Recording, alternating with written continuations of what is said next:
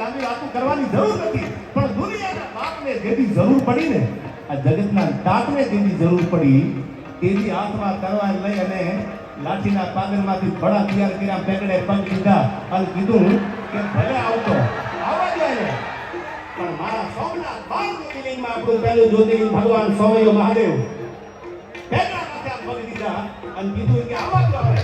અને જો પાણીનો કળશો ભરીને સોમનાથના પાદરમાં હામયું કરવા આવવાનો હાલું તો હમીરસિંહ ગોહિલનો કહેવાય. ઇતિહાસ એની સાક્ષી બોલે. આજે હું મારા ઘણા ડાયરામાં બોલ્યો છું. નરણભાઈ, આપ જેવા વડીલો વિદ્વાન આગળથી સાંભળેલી વાતો મેં ઘણી કરી છે. ભાઈ સોમનાથના પહેલા શિખર માથે ધજા ચડે, 12 જ્યોતિર્લિંગનું આપણું પહેલું જ્યોતિર્લિંગ એ ધજા પહેલા હમીરસિંહ બાપુના પગમાં મૂકી પછી સોમનાથના શિખરે ધજા ચડાવવામાં આવે. જેની જરૂર હતી ને દુનિયાના બાપને તેથી આ ગોઠલા ડોભો રહી ગયો હતો. અને આંતરડાની માળાયું તેલી છે.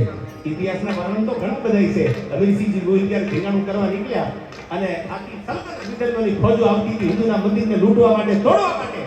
અને તેથી ઘોડાના આંતરડા છે ને, ઘોડાના આંતરડા એના ડાબામાં આવતા હતા અને ડાબાને જમણા પડે ત્યાં કોણીના ઠોહા મારી અને હમીરસિંહજી આતંકને ઠેબાવતા જાય અને યુદ્ધ કરતા જાય. પણ શંકરનો વીર ભદ્ર નામનો ગણ જેમ દક્ષ પ્રજાપતિના યજ્ઞોને ધમરોળો નીકળે એમ તેથી હમીરસિંહજી ગોહિલ સોમનાથના પટાંગણમાં રાજપૂત રૂડો લાગતો તો માથા વગરનું ધરજીથી લડતું હશે.